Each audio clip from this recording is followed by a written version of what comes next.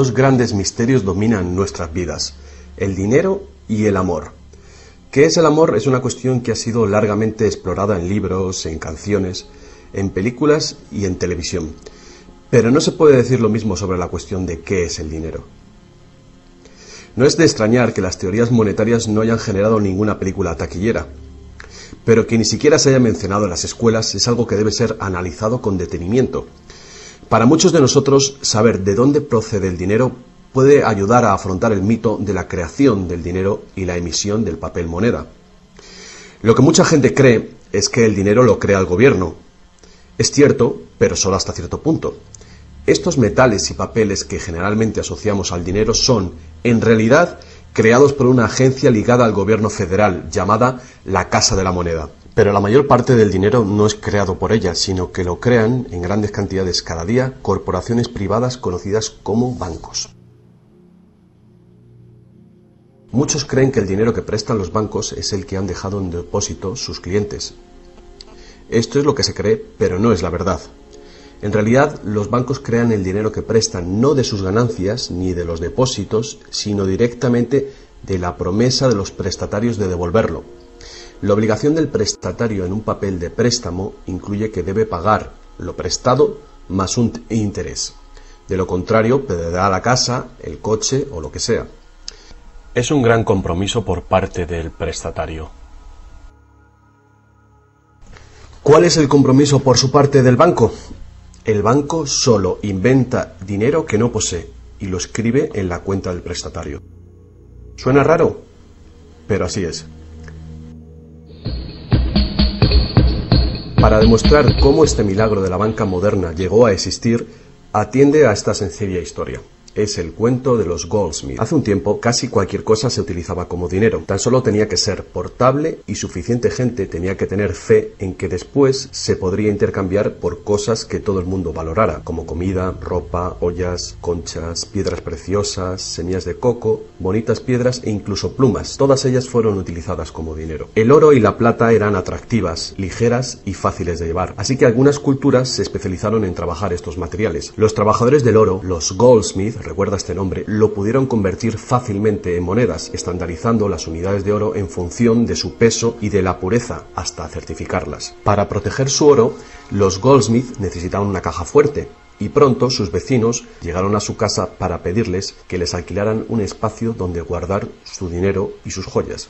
Al poco, los Goldsmith acabaron alquilando cada estantería de su caja fuerte y cada pequeña cantidad de dinero depositada se convirtió en dinero en sus manos. El tiempo pasó y los Goldsmith hicieron una inteligente observación. Los depositantes raramente volvían a recuperar físicamente su oro, y nunca todos a la vez. Esto se debía a que usaban los cheques de los Goldsmith para comprar en el mercado como si fuera el propio oro. Este dinero de papel era mucho más eficaz que las pesadas monedas, y la cantidad podía ser simplemente escrita en lugar de la laboriosa una por una de las monedas para cada transacción. Mientras tanto, los Goldsmith crearon otro negocio.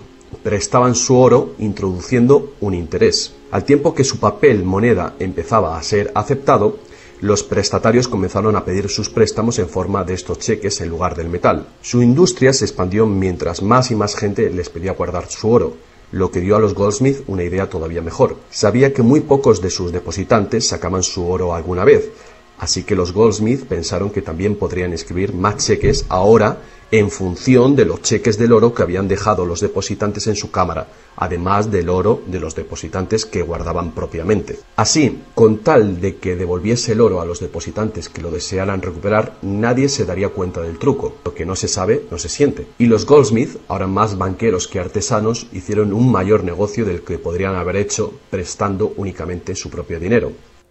Durante años se hicieron un beneficio secreto fabuloso, con los intereses de los depósitos de todos sus vecinos.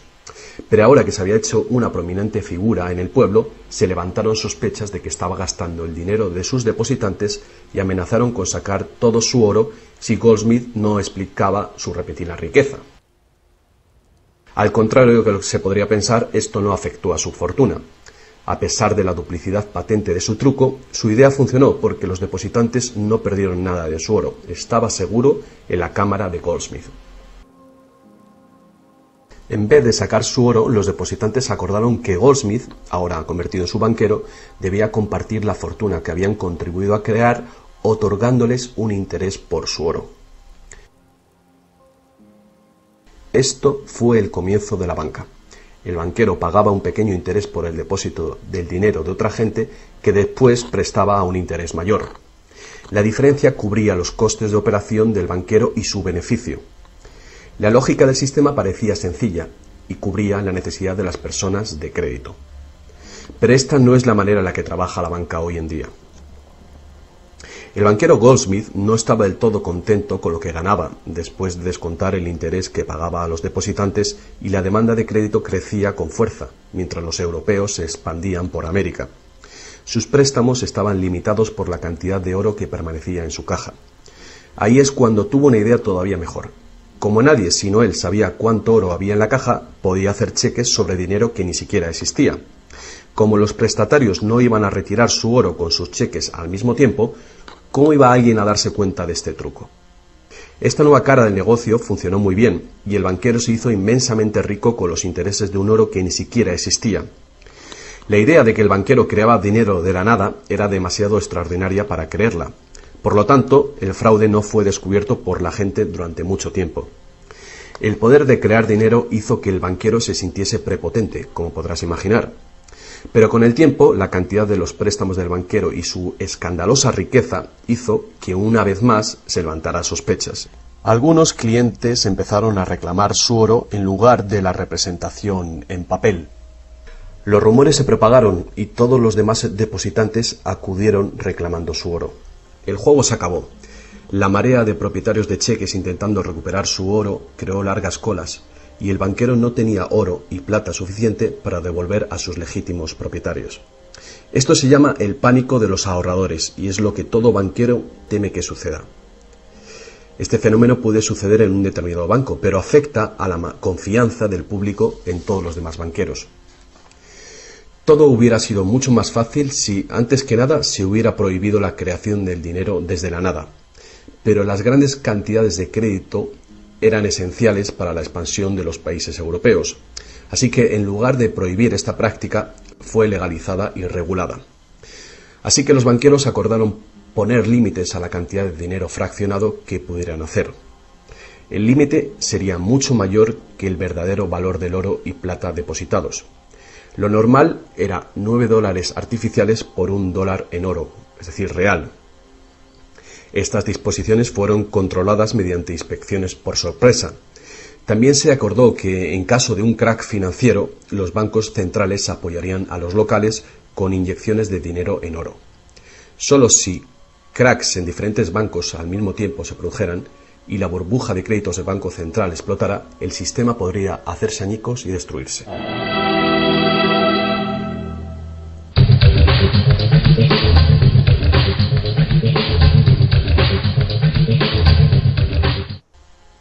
A lo largo de los años, el dinero fraccionado y su sistema integrado por un banco central regulador se ha convertido en el sistema bancario dirigente del mundo.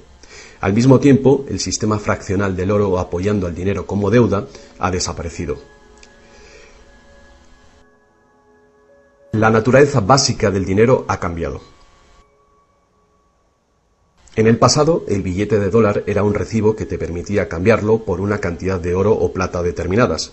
Ahora, un billete o dólar digital solo puede ser cambiado por otro billete o dólar digital. En el pasado, el crédito creado por los bancos privados solo existía en la forma de billetes de banco que la gente podía rehusar, como ahora se pueden rehusar otros cheques privados. En el presente, el crédito creado por bancos privados está legalmente aprobado que se convierta por dinero de flujo legal, es decir, los dólares, euros o libras que usualmente creemos que es dinero. El dinero de confianza, es decir, el fiat money, es dinero creado por decreto del gobierno, y la ley afirma que el público debe aceptar este dinero para todo tipo de deudas, o si no, los tribunales no considerarán la obligación de pagar esa deuda. Así que ahora la cuestión es, si tanto los bancos como los gobiernos pueden crear dinero, entonces, ¿cuánto dinero existe? Antes, la cantidad total de dinero en existencia estaba limitada por la cantidad y cualidad física de esa cosa usada como dinero. Por ejemplo, para crear dinero en oro o en plata, se debía extraer una cierta cantidad de estos metales de las minas. En el presente, el dinero es literalmente creado como deuda. Se crea nuevo dinero cada vez que una persona toma un préstamo de un banco. Como resultado, el montante total del dinero que puede ser creado solo tiene un límite: el nivel total de la deuda.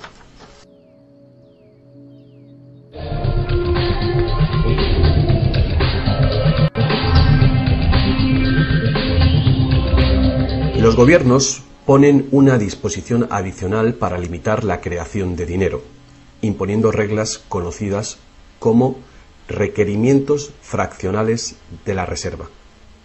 Son arbitrarias en su misma esencia. Estos requerimientos varían de un país a otro y de un tiempo a otro. En el pasado se obligaba a los bancos a tener al menos $1 en oro por cada $10 creados. Hoy en día, la proporción ya no tiene relación con el dinero actualmente en depósito, sino con el dinero creado a su vez de la deuda creada sobre el dinero en depósito en el banco.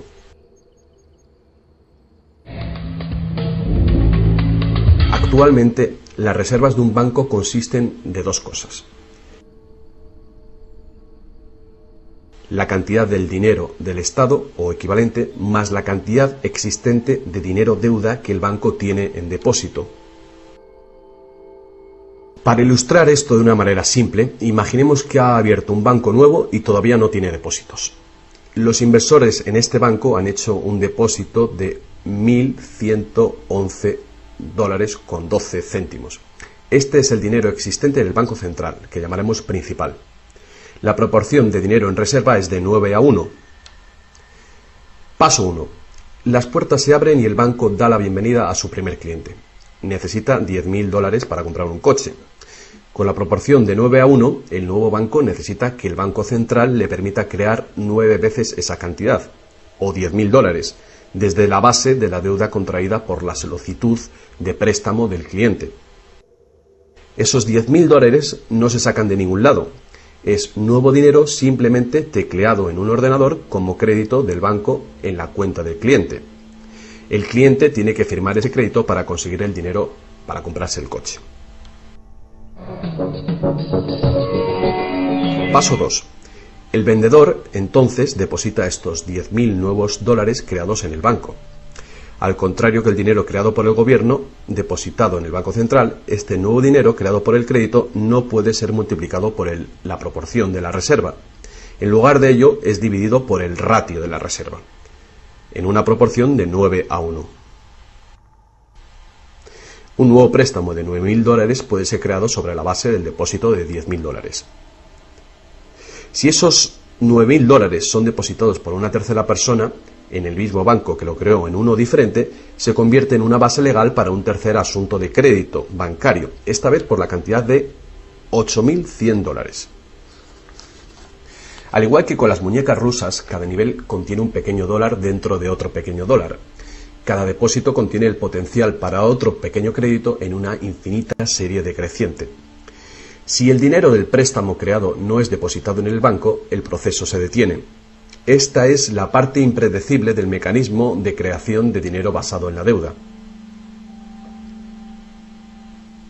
Pero lo más probable es que el nuevo dinero creado en cada paso será depositado en el banco, y el proceso de la proporción de reserva de dinero se repetirá una y otra vez hasta que los $100.000 de nuevo dinero se hayan creado dentro del sistema bancario.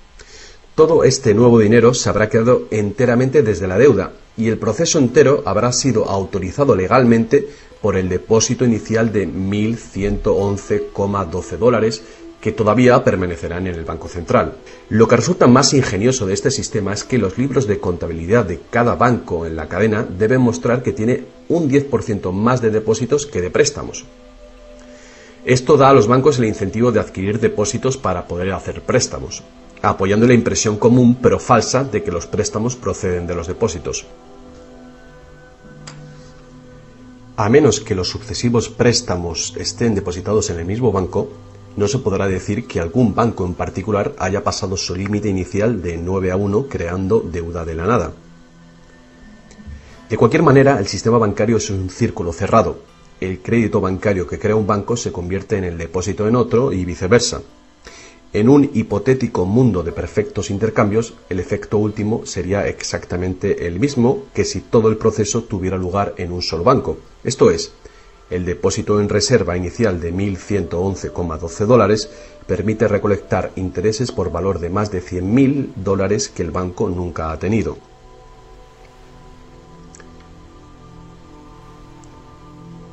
Si esto te resulta extraño, atiende esto. En tiempos recientes, como resultado de la presión de los lobbies bancarios, los requerimientos para hacer un depósito de reserva en el Banco Central prácticamente han desaparecido en la mayoría de los países. Y las proporciones de reserva pueden ser más altas que 9-1. Para algunas cuentas, 20-1 y para otras 30-1 son comunes. E incluso más recientemente, usando tarifas para los préstamos y así aumentar los ratios de requerimientos de reservas de los clientes, los bancos ahora han encontrado una manera de eludir las limitaciones de los requerimientos de la reserva fraccionaria por completo. Así que cuando las reglas son complejas, el sentido común real es bastante simple. Los bancos pueden crear tanto dinero como nosotros podemos pedir prestado.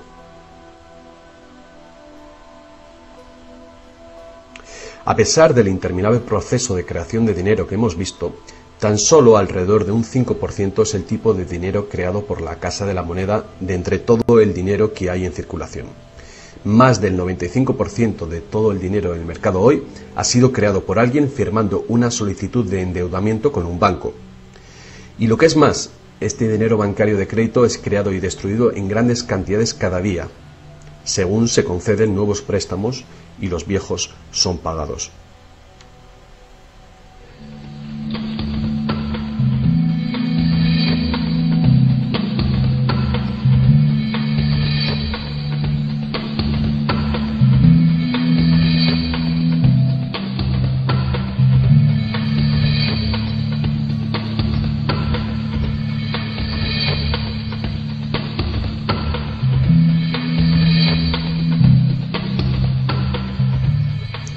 Los bancos solo pueden ejecutar este sistema del dinero con la participación activa del gobierno. Primero, porque los gobiernos emiten leyes de divisas para hacer legal la moneda de confianza nacional, el fiat money. Segundo, porque los gobiernos permiten créditos privados para que sean pagados en esta moneda de curso legal. Y tercero, porque los tribunales estatales dan vigor a las deudas. Por último, los gobiernos aprueban regulaciones para proteger el funcionamiento del sistema monetario y su credibilidad ante el público sin hacer nada para contar a la ciudadanía de dónde procede el dinero. La verdad desnuda es que cuando firmamos la solicitud de una hipoteca o de un préstamo, nuestra firma promete un pago avalado por los bienes que daremos si no conseguimos pagarlo. Y estas son las únicas cosas de verdadero valor envueltas en la transacción. Cualquiera que crea que cumpliremos con la obligación la puede considerar como un bien o valor intercambiable o vendible. Es una deuda y por lo tanto una forma de dinero.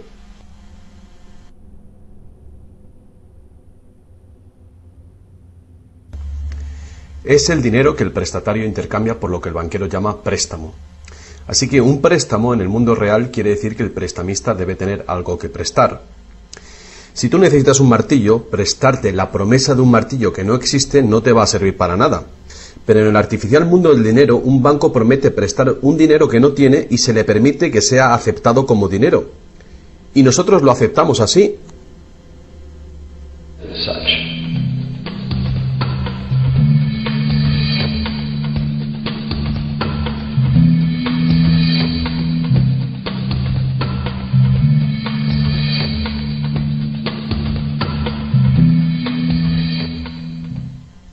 Una vez que el prestatario firma la solicitud de préstamo, el banco lo consigna como una transacción en su ordenador, con unas cuantas claves, escribiendo una deuda del prestatario con el banco. Desde el punto de vista del cliente, se convierte en un préstamo de dinero en su cuenta, porque el gobierno permite que esta deuda del banco con el cliente se convierta en dinero gubernamental de confianza, el fiat money, que todo el mundo tiene que aceptar como dinero. Otra vez, la verdad básica es muy sencilla. Sin el documento que el prestatario firma, el banquero no tendría nada que prestar. ¿Alguna vez te has preguntado cómo todas las instituciones, el gobierno, las corporaciones, los pequeños negocios, las familias, pueden estar todos en deuda al mismo tiempo y por esas cantidades tan astronómicas? ¿Alguna vez te has preguntado cómo puede haber tanto dinero al mismo tiempo para prestar? Bien, ahora ya lo sabes. No lo hay. Los bancos no prestan dinero, simplemente lo crean de las deudas, y esa deuda es potencialmente ilimitada, tanto como la emisión de moneda. Y la situación opuesta también es verdadera. ¿No es asombroso que a pesar de la increíble riqueza de recursos, de innovaciones y productividad que nos rodean, casi todos, desde los gobiernos hasta las compañías y los individuos, estén en graves deudas con los banqueros? Si la gente se parara a pensar cómo esto puede suceder, ¿cómo puede ser que la gente que produce la verdadera riqueza en el mundo estén en deuda con aquellos que únicamente prestan el dinero que representa la riqueza? Todavía más alucinante es que una vez que te das cuenta de que el dinero en realidad es deuda, nos damos cuenta de que si no hubiera deuda, no habría dinero.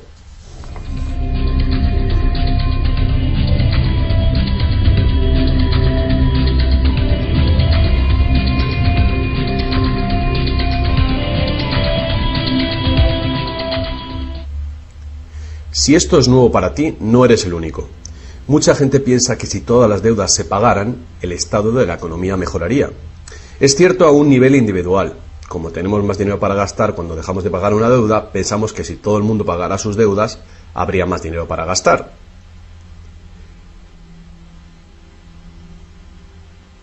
Pero la verdad es justamente la contraria. No habría dinero de ningún tipo. Así es. Somos totalmente dependientes de renovar continuamente el nivel de crédito bancario para que haya dinero en existencia. Sin préstamos no hay dinero, que fue justamente lo que pasó durante la Gran Depresión en Estados Unidos. El suministro de dinero se cortó drásticamente, al tiempo que los suministros de préstamos se cortaban.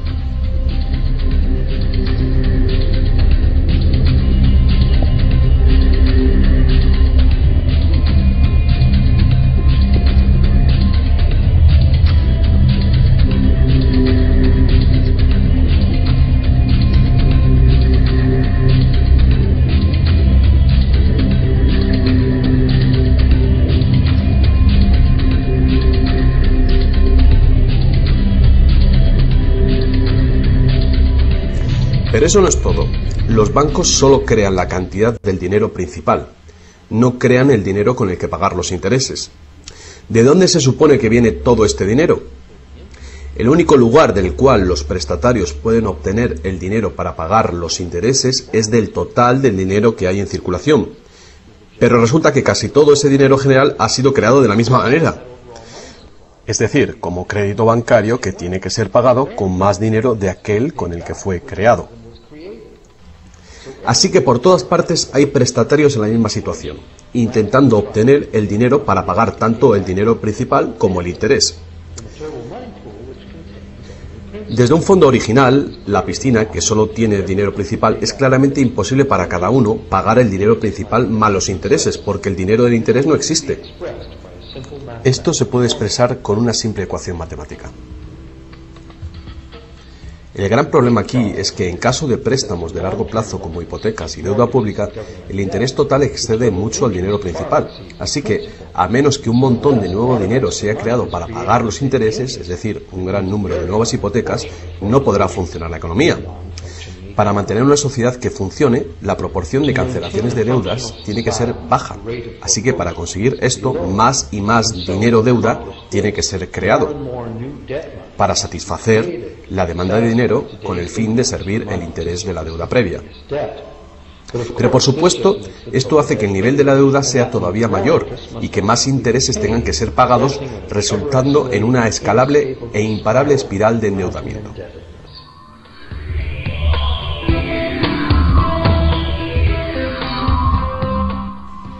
Tan solo el lapso de tiempo entre el dinero creado procedente de los nuevos préstamos y su devolución evita la bancarrota del sistema entero. De cualquier manera, el increíble monstruo del crédito que se hace más y más grande necesita que se cree más y más dinero de deuda para alimentar el sistema y cada vez se hace más urgente. ¿Por qué los intereses son tan bajos? ¿Pueden los intereses bajar más? ¿Por qué nos ofrecen insistentemente tarjetas de crédito en el correo? ¿Por qué el gobierno americano gasta más rápido que nunca? ¿Es posible que el sistema colapse por completo y con él el sistema monetario? Las personas racionales deben preguntarse, ¿se puede sostener esto indefinidamente? ¿No es inevitable el colapso?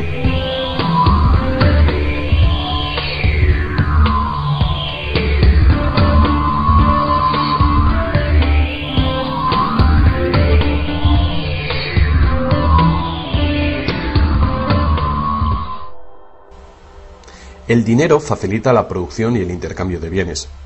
Cuando el suministro de dinero se incrementa, el dinero se convierte progresivamente en menos valioso, a menos que el volumen de intercambios y de suministro de dinero crezcan en la misma proporción.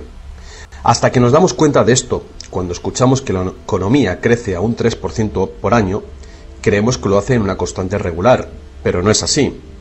El 3% de este año representa un 3% más de intercambio de bienes y servicios que hace un año, porque es un 3% del nuevo total. En vez de una línea recta como imaginamos sobre las palabras, es una curva exponencial que es cada vez más inclinada. El problema, por supuesto, es que el crecimiento perpetuo de la economía real requiere un perpetuo y escalable uso de los recursos naturales. Más y más cosas tienen que ir desde los recursos naturales hasta los basureros cada año para evitar que el sistema colapse. ¿Qué podemos hacer ante esta terrorífica situación? Una cosa. Necesitamos un nuevo concepto del dinero. Es tiempo de que más gente se pregunte a sí misma y a sus gobiernos 4 preguntas muy simples. A lo largo del mundo, los gobiernos piden prestado dinero con interés a los bancos privados. La deuda del gobierno es un componente principal dentro de la deuda total. El pago de esos intereses hace que el gobierno tenga que cargar a los ciudadanos con más impuestos. Ahora que sabemos que los bancos simplemente crean el dinero que prestan, que los gobiernos les han dado el permiso para hacerlo, la primera pregunta es, ¿por qué los gobiernos eligen pedir prestado a los bancos privados con interés cuando los propios gobiernos podían crear el dinero que necesitan sin ningún interés ellos mismos? Y la segunda gran cuestión es, ¿por qué se crea dinero como deuda? ¿Por qué no se crea dinero que circule permanentemente y que no tenga que ser represtado con intereses para existir? La tercera, ¿cómo puede un sistema monetario funcionar solamente con un crecimiento perpetuo y acelerado y poderse considerar una economía sostenible? ¿No es lógico que el crecimiento perpetuo y acelerado y la sostenibilidad sean incompatibles? Y finalmente, ¿qué es lo que hace que nuestro sistema económico sea tan dependiente del crecimiento perpetuo? ¿Qué es lo que necesitamos crear para que nuestra economía sea sostenible? Hubo un tiempo en el que cargar con interés al préstamo se llamaba usura y era susceptible de severas penas, incluida la muerte. Todas las grandes religiones prohibían la usura. La mayoría de los argumentos contra la práctica de la usura eran morales. Se entendía que la única función legítima del dinero era la de ser un medio de intercambio de bienes y servicios. Cualquier manera de ganar dinero procedente del dinero se consideraba labor de un parásito o de un ladrón. Sin embargo, al tiempo que aumentaban las necesidades de crédito en el comercio, el argumento moral cedió paso al razonamiento de que prestar representa riesgo y pérdida de oportunidad para quien presta, y por lo tanto, cobrar por este coste era justo. Hoy en día, estas ideas parecen triviales. Actualmente, la idea de ganar dinero del dinero se considera la mejor ocupación que hay. ¿Para qué trabajar si tu dinero puede trabajar por ti? Sin embargo, para tener un futuro sostenible, queda claro que el cobro de interés es un problema moral y práctico al mismo tiempo. Imagínate una sociedad y una economía capaces de perdurar siglos porque en lugar de acaparar sus reservas capitales de energía, se autorrestringiera según sus ingresos actuales. Ya no cosecharía más madera que crezca en el mismo periodo. Toda la energía sería renovable, solar, eólica, gravitatoria, magnética, y las demás que se descubran. La sociedad se sostendría dentro de los límites de sus recursos, ya que reutilizaría o reciclaría todo y la población se mantendría. Tal sociedad no podría existir si estuviera dependiente de un sistema monetario que a su vez depende del crecimiento acelerado perpetuo. Tal economía sostenible necesitaría un sistema monetario también capaz de sostenerse sin crecimiento. Digamos que todo el dinero en circulación se representa por este círculo. Además, imaginemos que los prestadores de dinero también tienen dinero verdadero para prestar. Pero si algunas personas dentro del sistema empiezan a prestar dinero cobrando interés por ello, entonces su parte del suministro total del dinero aumentaría. Y si siguen prestando todo el dinero que se devuelva, cobrando siempre interés por ello, ¿cuál sería el inevitable resultado? Ya sea oro, dinero confianza o de deuda, no importa, los prestadores de dinero acabarían con todo el dinero. Y después todos pasaríamos a estar en quiebra y ellos acabarían con toda la propiedad real. Solo si los beneficios de prestar dinero con interés fueran equitativamente distribuidos entre la población, se podría resolver este problema. Fuertes impuestos sobre los beneficios de los bancos podrían posibilitar este equilibrio, pero entonces no habría incentivo para los bancos. Si fuéramos capaces de liberarnos de la situación actual, podríamos imaginar la banca como un servicio social sin ánimo de lucro. Diseminando sus beneficios a la sociedad como un dividendo universal de los ciudadanos, prestando sin cobrar interés alguno.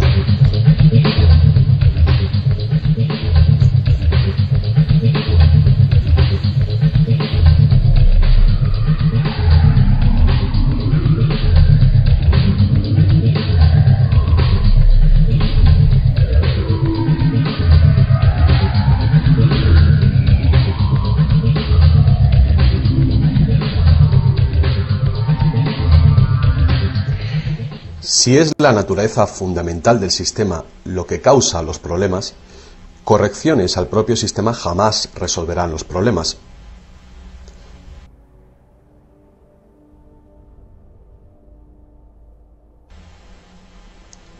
El sistema en sí debe ser reemplazado. Muchos críticos del sistema monetario hacen llamamientos a la vuelta al estándar del oro, insistiendo que el oro tiene una larga historia de confianza. Pero ignoran las muchas trampas que se puede hacer con el oro: limar las monedas, alterar el metal, monopolizar el mercado, todas prácticas habituales en la antigua Roma que contribuyeron a su caída. Algunos defienden la plata por ser más abundante que el oro y así más difícil de monopolizar.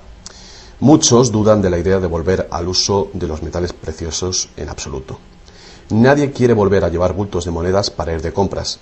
Es cierto que el dinero de papel, el plástico, el digital o más probablemente dinero de identidad biométrica tendría el mismo potencial de crear dinero de crédito sin límite, igual que tenemos ahora.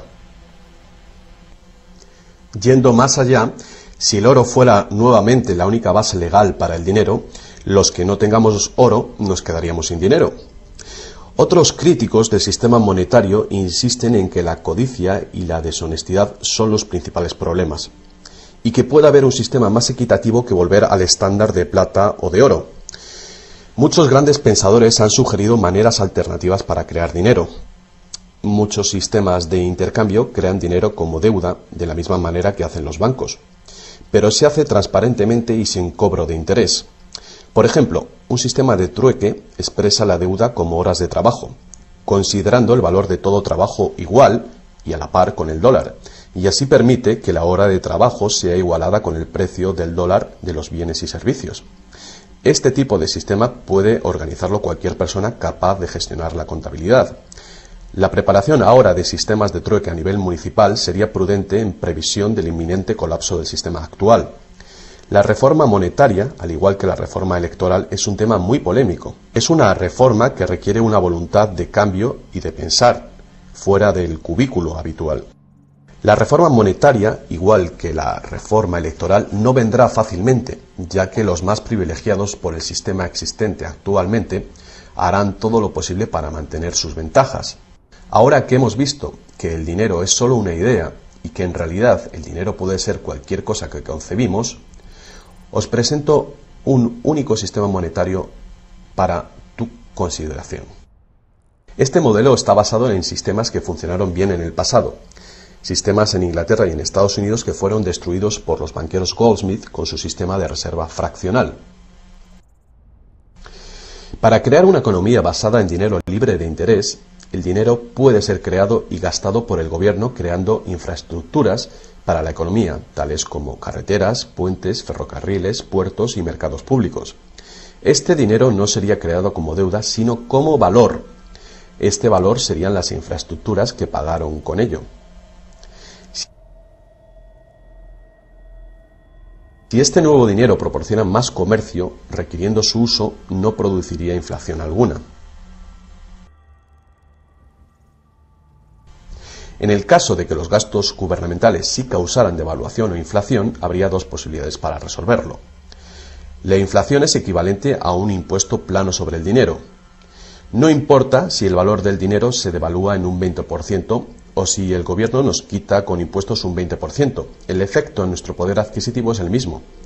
De esta manera, la inflación, en lugar de impuestos, podría ser políticamente aceptable con tal de que sea debidamente empleada. El gobierno podría contrarrestar la inflación recaudando impuestos y eliminando este dinero del mercado. Así reduciría el suministro de dinero y restauraría su valor. Para controlar la deflación, la caída de precios y sueldos, el gobierno sencillamente gastaría más dinero. Con la ausencia de la creación de dinero de deuda, el gobierno tendría más control del suministro del dinero del país y el público sabría a quién echar la culpa. Los gobiernos ascenderían y caerían según su capacidad para conservar el valor del dinero.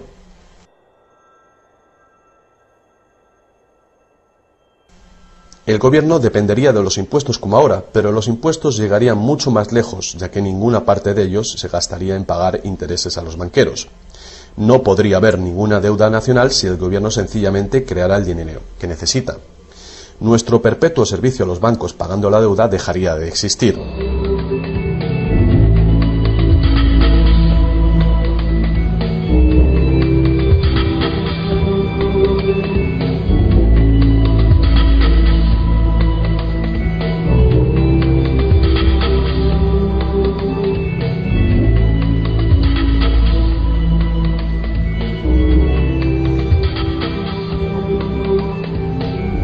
Lo que no nos han enseñado es que democracia y libertad son, de hecho, una forma ingeniosa de dictadura económica. Mientras toda nuestra sociedad dependa de un suministro de crédito bancario para sus necesidades monetarias, los banqueros serán quienes deciden quién tendrá el dinero que se necesita y quién no. And who doesn't?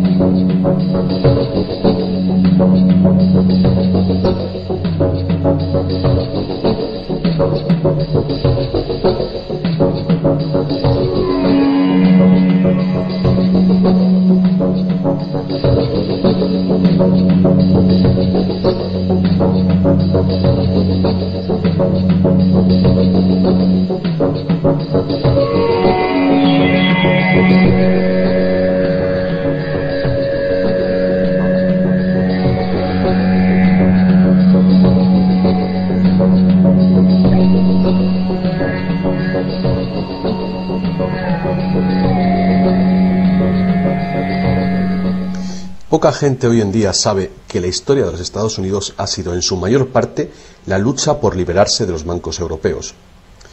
Esta lucha llegó a su fin en el año 1913, cuando el presidente Wilson ratificó el Acta de la Reserva Federal, permitiendo así al cártel de banqueros internacionales controlar el dinero de Estados Unidos.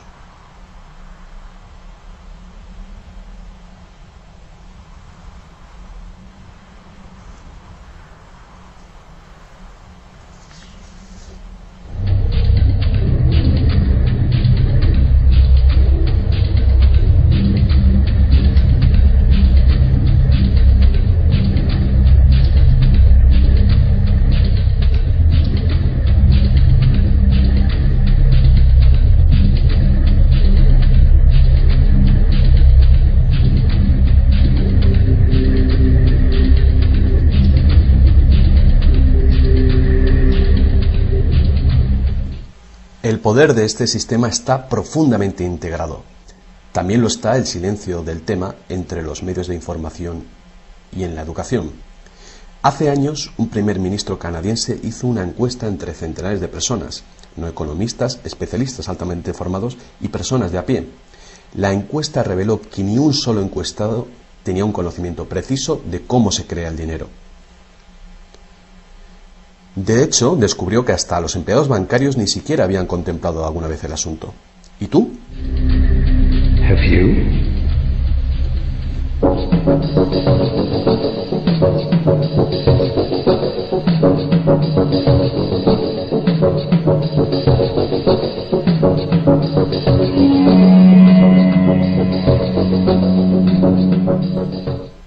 El sistema moderno de dinero como deuda nació hace más de 300 años, cuando un decreto real otorgó al primer Banco de Inglaterra el poder de emitir recibos de oro fraccionales con un modesto porcentaje de 2:1. Este porcentaje fue solo el principio, el primer paso. El sistema ahora es global, crea cantidades de dinero sin límites desde la nada y tiene a casi todos los seres humanos del planeta encadenados a una cadena de deuda que nunca puede ser pagada. ¿Pudo haber ocurrido todo por accidente o es una conspiración? Evidentemente, algo muy gordo se está jugando aquí.